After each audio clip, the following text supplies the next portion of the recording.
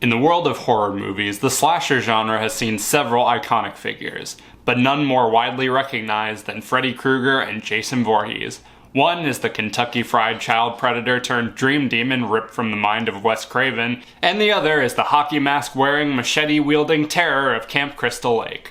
While these two owe a lot to the likes of Michael Myers and Leatherface, these two killers made quite the name for themselves throughout the 80s and 90s. They propelled the slasher genre into the mainstream, and they've been delighting and terrifying audiences for decades.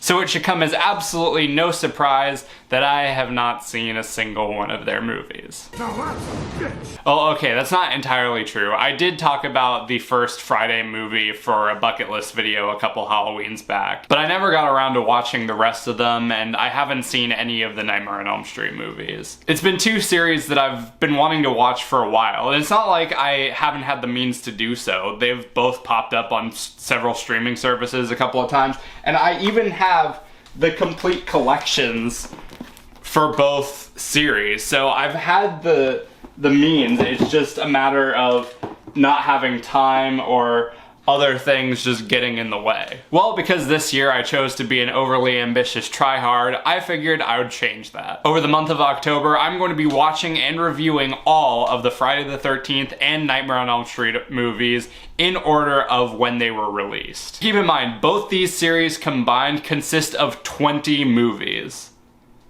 I am already regretting this. So welcome, ladies, gentlemen, and others, to a brand new cinematic bucket list sub-series called JamesMCD's Friday Nightmare.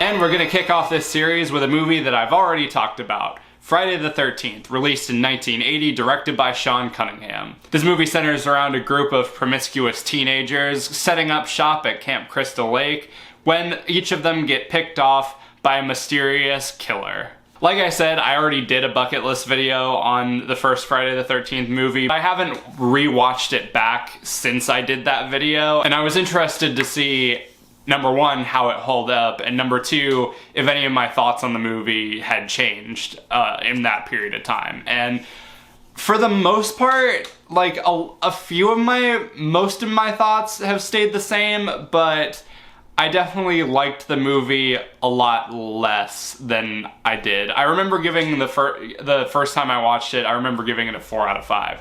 It's definitely not a 4 out of 5 anymore, but I do still think it's a good, solid slasher movie and a very good first entry to this series. It definitely borrowed a lot from Halloween. It plays with the tension, and it builds the suspense of not showing the killer until the very end. But where it kind of diverts from the Halloween formula is in how much it shows. Like, how it is more graphic with a lot of their kills, and how it does show a little bit more nudity, and the teens are a lot more, I guess, kind of like airheaded, except for the final girl, Alice, who is constantly being cock-blocked by the universe and would almost end up in the same situation as her fellow camp counselors, but it seems like everything in the plot is working to make sure that that doesn't happen, which I found kind of funny. But as I was saying, it borrows sort of the tension and a lot of the like plot points of Halloween, of, you know, just a group of kids being picked off by a killer, but it, I guess, amps up a little bit of the gratuity, if that makes any sense. And then, of course, Halloween would steal a lot of that gratuity back with a lot of its sequels, because that sort of style became really popular in the 80s and 90s. But it does have like some pretty decent filmmaking aspects to it. For one, there's a lot of great cinematography. I really like some of the sort of wide, far-off shots where it looks like you're watching the different counselors or the kids from afar. I really like sort of the POV handheld shots where it's clearly meant to be the killer's point of view. I thought those were some really nice touches, and it turned like what could have just been a generic slasher movie into something a little bit more so. I also really liked the soundtrack. I think it towed the line between like really eerie and kind of chilling with the and a lot of the sort of more high intensity, like high orchestrated like sections of it, like a lot of the like running through the woods and trying to escape the killer and everything like that. The characters are pretty one-dimensional. Like each one sort of has that one like trait about them that you remember for, but you don't really remember anything else about them. It's like the generic like young couple who is just kind of there. One of them played by Kevin Bacon in one of his earliest roles, which I honestly didn't notice the first time around, so I'm glad I caught that. The comic relief kid, the just nice girl who one thing I don't know if I picked up on this the first time I watched it, but I picked up on it this time, is the like nice girl who is like walking into town and is like, it seems like she actually wants to go there because she enjoys the idea of like helping kids and everything, and it's just so nice and positive, even when everyone in that town is talking about like, oh, Camp Crystal Lake, it's Camp Hell and it's cursed and it's got a death curse and people died there and everything like that. She's still so happy and optimistic and positive, and she's the first one to go, which is kind of funny. Of course, Alice, the stereotypical final girl, who she's just kind of like nice and like fun-loving and everything like that. Again, they're the stereotypical like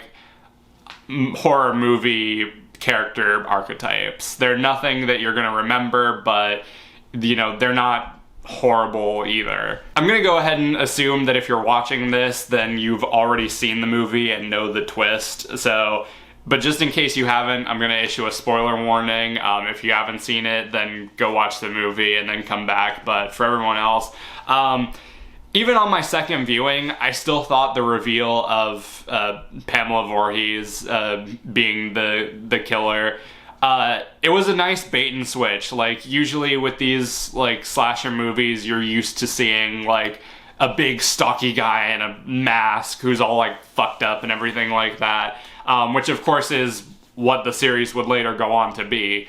But to see it be like this like nice like little old lady and everything like that, and to see her take that turn of just being sort of nice and warm to all of a sudden like, you know, being like really creepy and off-putting and speaking, having Jason's soul speaking through her. And Betsy Palmer did a really good job, which apparently she did the movie even though she thought that the script was a piece of shit. But I appreciate that she didn't like phone anything in. I thought she did a really good job. I honestly think I would have respected the movie a little bit more if it had ended with that shot of Alice on the boat getting dragged under the water by the dead boy. I thought that was a really like strong like image, and it would have been a really like crazy note to end the movie on. But I can also understand why like it probably would have rubbed a lot of audiences up the wrong way, and you know, of course you gotta leave it open for sequels. Among other like criticisms, the movie is like, I guess, a bit long. Like, there are some scenes, like the climax especially, the running back and forth like all throughout the woods, like, and the different encounters with Pamela it goes on for a bit too long. I feel like you could have cut at least like one or two of those out. But I mean, other than that, I think it's a fine movie. It's good. It's a little creepy. It's fun. I think the first Halloween is a much stronger movie than this. But you know, this isn't bad. This isn't bad. I still think it does a lot of things really well. Like I said, the filmmaking, the soundtrack, some of the performances, the reveal, and everything like that. I think it's a really solid movie. So Going to my ranking, re-rating this movie, I would have to give it a 3.5 out of 5. And there you go, the first episode of Friday Nightmare. What did you guys think of the first Friday the 13th movie? If you've seen it, if you have seen it, did you like it? Did you hate it? Let me know all that stuff down below, and also let me know what you think of me doing this series. This is the first time in a while that I've done something this involved and ambitious. I think the last time I did like a big sub-series, like binge watch type of thing, was back in like season 2 of my channel with Marvel Month. So if you could show your support and let me know what you think of this format, I would greatly appreciate it. Stay tuned tomorrow because I'll be taking a look at Friday the 13th Part 2. But until then, be sure to like, subscribe, ring the notification bell so you can stay up to date on when I'm posting. Follow me on all my social media, subscribe to my main channel. Everything you need to know will be in the description. Thank you guys for watching, and I'll see you later.